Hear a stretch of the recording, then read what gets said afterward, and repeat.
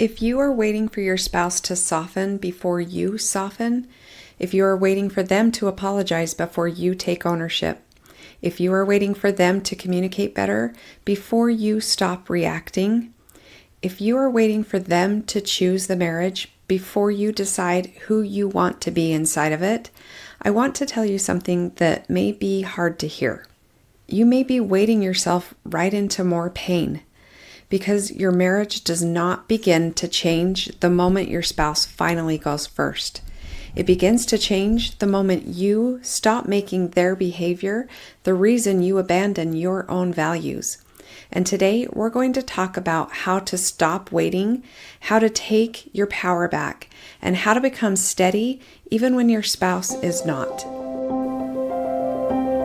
Hey there, welcome to the Focus Podcast with Taralee. This is the place where we talk about real life, real relationships, and how to grow through it all. If you're looking for simple mindset shifts, better communication, and deeper connections, you're in the right spot. Let's dive in.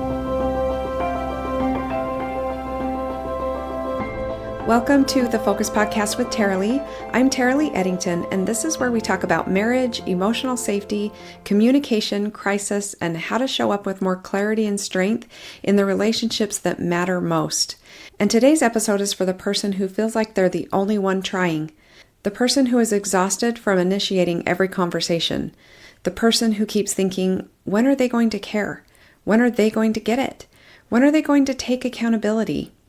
When are they going to choose me? When are they going to finally do their part? And listen, I understand that. When you're in pain, it makes sense that you want your spouse to go first. And it makes sense that you want them to repair what they broke.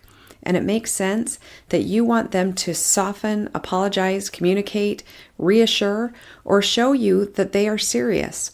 That desire is not wrong. But today, I want to help you see something very important. Waiting for your spouse to go first may feel fair, but it may also be keeping you stuck. And this is one of the biggest patterns that I see in marriages that are in crisis. Both people are waiting for the other person to become safe enough before they show up differently.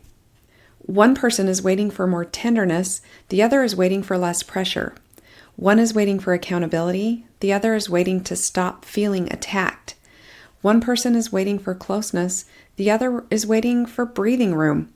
And while both people wait, the pattern keeps running the marriage. So today we're going to slow this down. We're going to talk about what the waiting pattern looks like, why it's so damaging, and what it actually means to go first without taking all the blame. Because going first does not mean you become a doormat. It does not mean you accept mistreatment. It does not mean you ignore your pain. It means you stop letting the pattern decide who you become. I want you to think about where you may be waiting in your marriage. Maybe you're waiting for your spouse to apologize, waiting for them to finally say, I see what I did, waiting for them to stop being defensive, waiting for them to become affectionate again, waiting for them to say they want the marriage, waiting for them to go to counseling, waiting for them to stop shutting down, waiting for them to stop being so angry, waiting for them to communicate in a way that makes you feel safe. And until they do, you feel like you cannot move. You can't soften. You can't calm down. You can't stop checking. You cannot stop asking. You cannot stop bringing it up.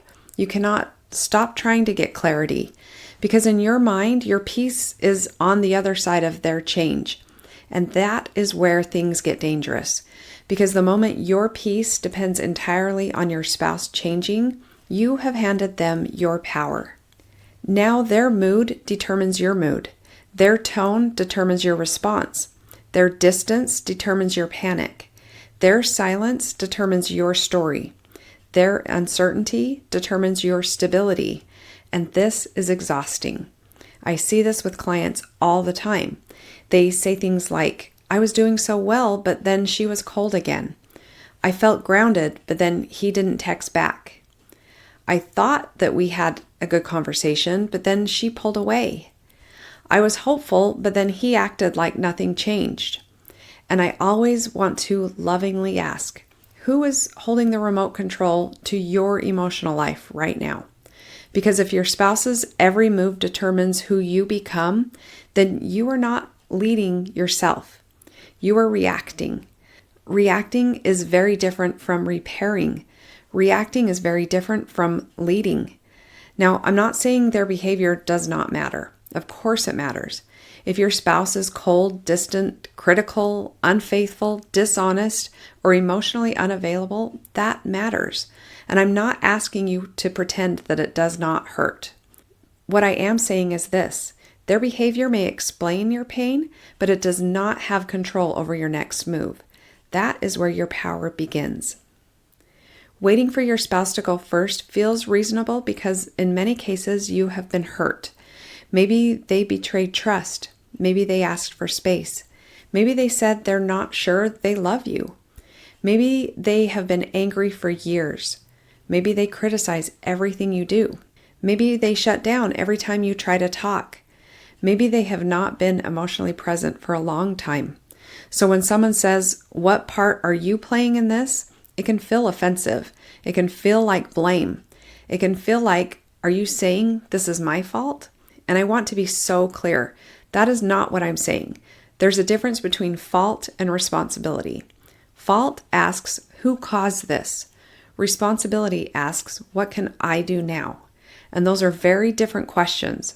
If you stay focused only on fault, you will probably keep building your case. You'll keep gathering evidence. You'll keep rehearsing all the ways they were wrong.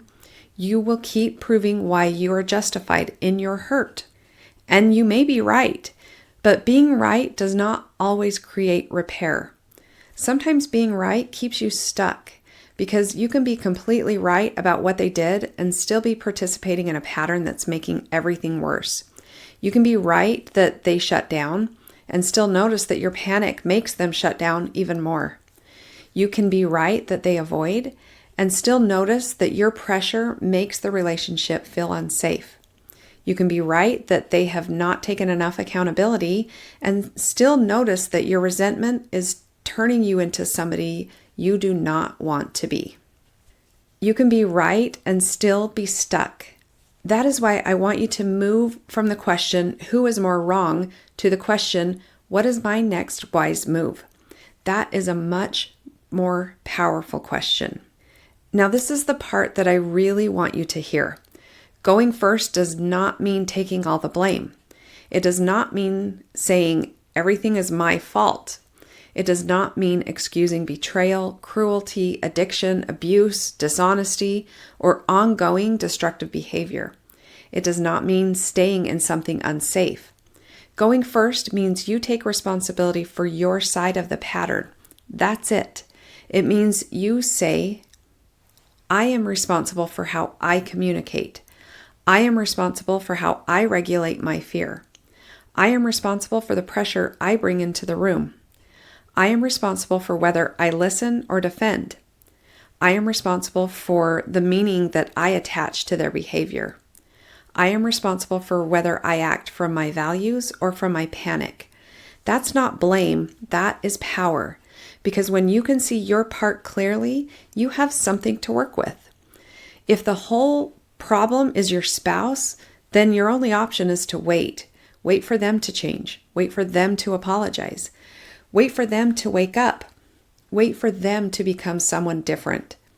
That is a powerless place to live. Because when you can say, I do have a part in this pattern, now you have options. You can pause before you send the text. You can stop trying to force a conversation at 11:30 at night. You can speak more clearly and less intensely. You can set a boundary without punishing. You can validate before defending. You can own your fear without making it their emergency. You can become steady, and steadiness changes things in your marriage. Most couples think that they're fighting about the issue, about the money, the parenting, the affair, the distance, the intimacy, the phone, the drinking, the tone, the lack of help, the in-laws, the schedule. But so often those are just the surface issues. Underneath the issue is the pattern, and the pattern is usually what keeps people stuck. Let me give you an example. One spouse feels disconnected and scared, so they start talking more, they ask more questions, they send longer texts, they say, "We need to talk." They try to explain their heart, they try to get clarity, they try to make the other person understand. And they call that communication, but the other spouse experiences it as pressure. They feel like every conversation is heavy, every text feels loaded, every question feels like a trap. Every attempt to connect feels like another reminder that they're failing, so they shut down, they avoid, they get defensive, they pull away.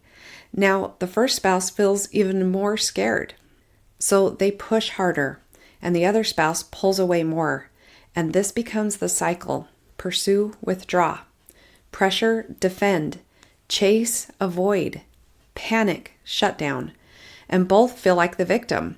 The pursuer says, "I have to push because you never talk." The withdrawer says, "I pull away because every conversation feels like an attack."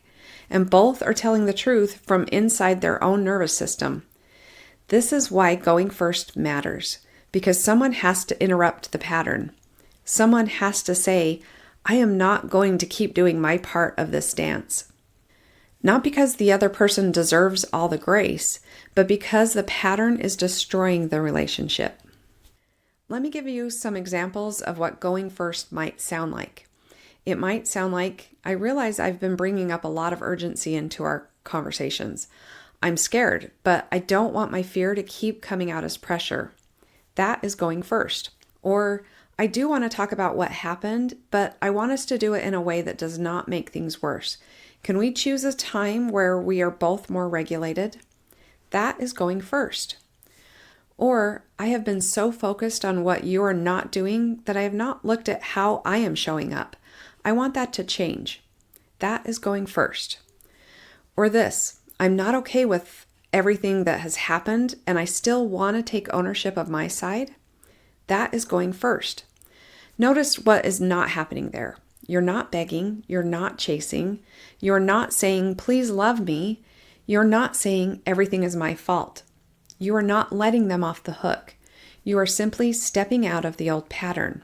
You are saying, "I'm going to lead myself differently." That is powerful. And for high achieving people especially, that is often the shift that they need, because many successful people are used to solving problems by pushing harder. If something is broken at work, they fix it. If a team is underperforming, they address it. If there is a goal, they create a plan. If something needs to change, they make it happen. And then they bring that same energy into their marriage. They try to lead the relationship like they would lead a business problem. More conversations, more strategy, more intensity, more urgency, more accountability. But your spouse is not a project. Your marriage is not a quarterly goal. Emotional safety does not respond well to pressure. And if your spouse already feels like they can't get it right with you, your intensity may not feel like leadership. It may feel like a threat. That doesn't mean your intention is bad. It means the impact matters. And going first often means slowing down enough to see your impact. This is where the focus framework is so helpful, because when you are in a marriage crisis, your brain wants to jump straight into fear.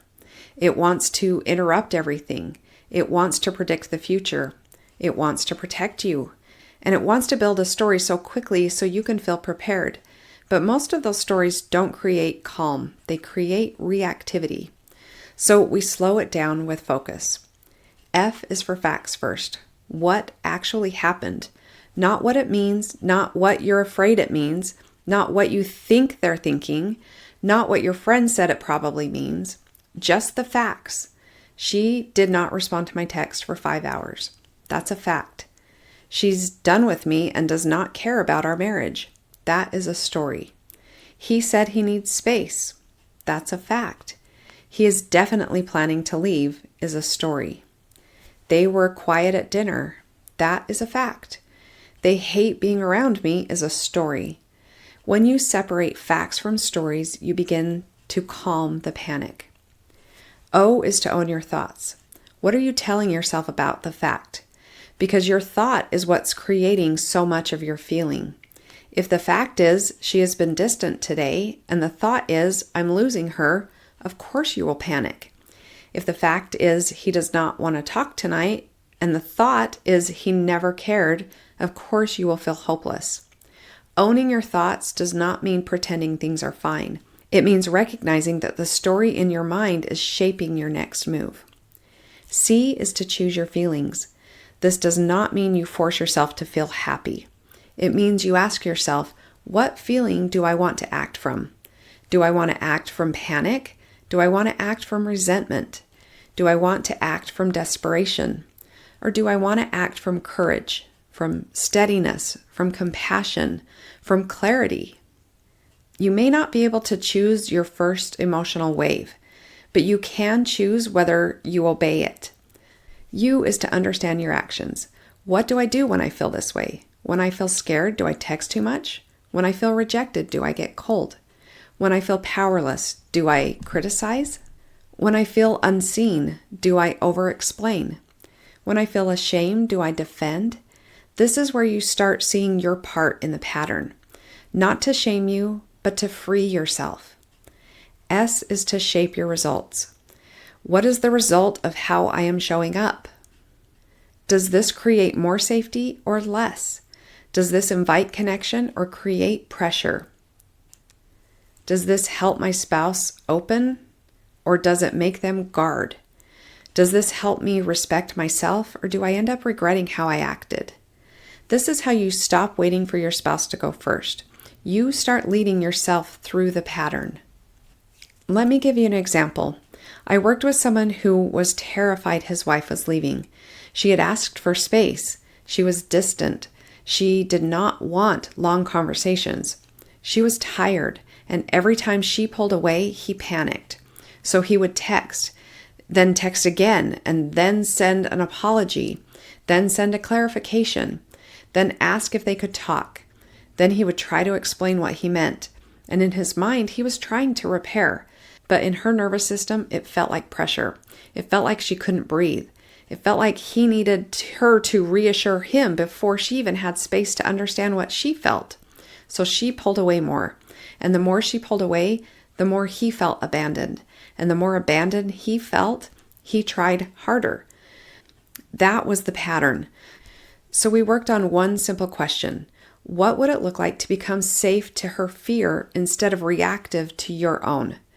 That question changed everything because he realized that most of what he called love was actually anxiety. Most of what he called repair was actually urgency.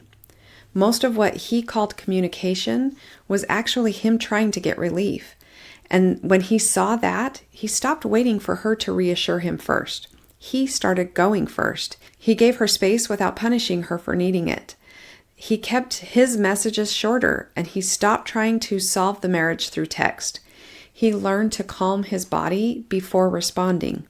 He practiced saying, "I hear you," without defending. He started becoming someone she could breathe around. Now, did that fix everything overnight? No, that's not how this works. But it changed the emotional atmosphere. It interrupted the cycle. It gave the relationship a chance to experience something different. And most importantly, he started respecting himself again because he was no longer acting from panic. He was acting from principle.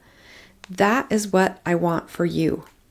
This may be one of the most important distinctions in today's episode. There is a difference between responding from principle and reacting from panic. Panic says, I need an answer right now. Principle says, I can handle uncertainty without making it worse. Panic says, if they loved me, they would reassure me. Principle says, I can ask for reassurance without demanding it. Panic says, I have to make them understand. Principle says, I can speak clearly and let them have their response. Panic says, I need to know where this is going. Principle says, I can take the next right step without controlling the entire outcome. Panic says, I will change when they change. Principle says, I will become who I want to be because that is who I choose to be. This is the work, and it's not easy. It's not easy to stay steady when someone you love is distant. And it's not easy to speak calmly when you feel scared. It's not easy to stop pushing when every part of you wants reassurance. It's not easy to own your part when you still feel hurt by theirs. But easy is not the goal. Change is the goal. Emotional safety is the goal. Integrity is the goal. And you don't get there by waiting for your spouse to go first. You get there by becoming strong enough to go first in the areas that belong to you. Now, I want to address the question that I know some of you are asking. But what if they really are wrong? What if they had an affair? What if they are the one who keeps lying? What if they're the ones who asked for space? What if they are the one who keeps shutting down? What if they are the one who refuses help? What if they are the one who says hurtful things? What if they are the one damaging the marriage? Then we tell the truth about that. We don't minimize it. We don't spiritualize it. We don't pretend that it's fine. We don't call dysfunction love. But we also don't let their dysfunction turn you into someone you do not want to be. That is the key. Their behavior may be wrong, and you still get to choose yours. Their choices may have hurt you, and you still get to decide whether you will respond from wisdom or from fear. Their actions may require boundaries, and you can set those boundaries from clarity instead of punishment. Going first does not mean you stay no matter what. Sometimes going first means you stop begging for basic respect. Sometimes it means you get help. Sometimes it means you stop participating in the chaos. Sometimes it means you set a boundary and follow through. Sometimes it means you stop threatening and start deciding. Sometimes it means you say, I love you, and I will not keep doing this pattern.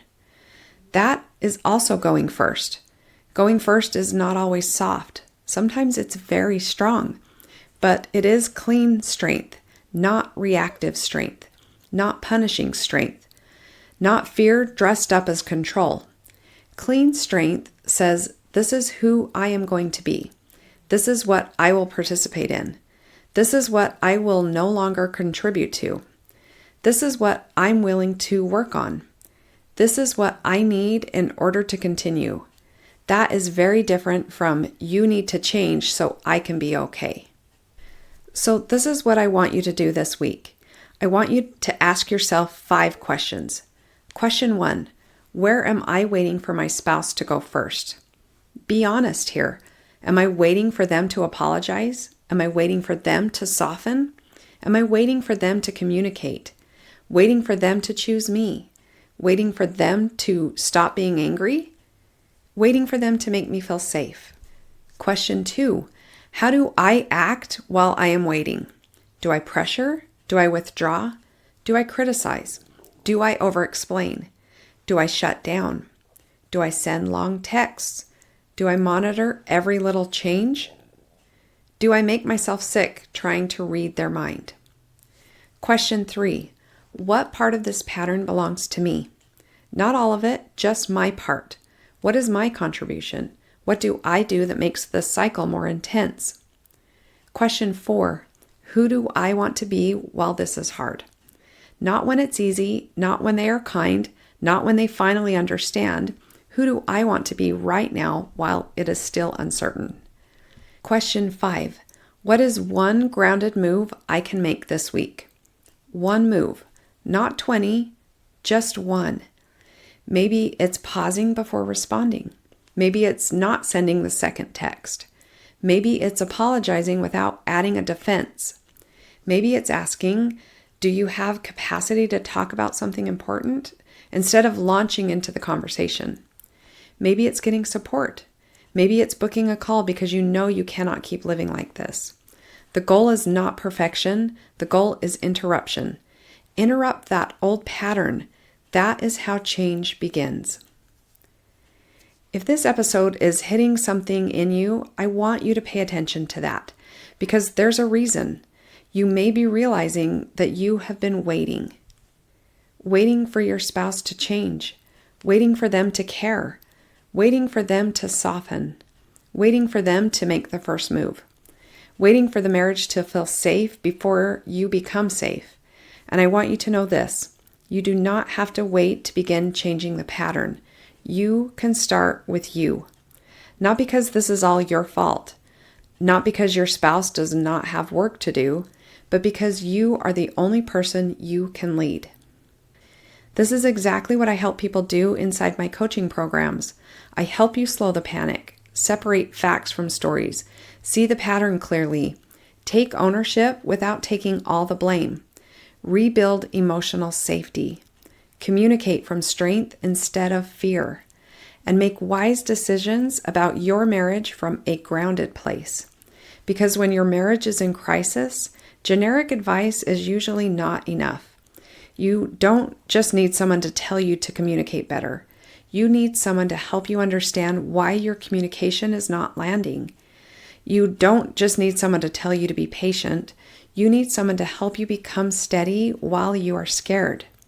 You don't just need someone to tell you to work on yourself. You need a clear plan for what that actually looks like in your specific situation. This is what we do on a consultation call. We look at what's happening in your marriage, we identify the pattern, we talk about what you have tried, what's not working, and what your next wise move needs to be. Not from panic, not from pressure, not from desperation, but from clarity. So if you are tired of waiting for your spouse to go first, go to TaraleeEddington.com and book a clarity call. You can also find it at peacefulheartjourney.com. Let's look at what is really happening. Let's get you out of the waiting pattern, and let's help you start leading yourself differently. Because your marriage will not change by waiting. It changes when someone starts showing up differently, and that someone can be you. Thank you for being here today. I know this one may have felt confronting, but I hope it is also freeing, because the point is not that everything is your fault. The point is that you have more power than you think. And when you stop waiting for someone else to go first, you begin to find yourself again. Keep showing up, keep growing, and remember, what you focus on expands. So this week, stop focusing on what they are not doing. Start focusing on who you are becoming. I will see you next time.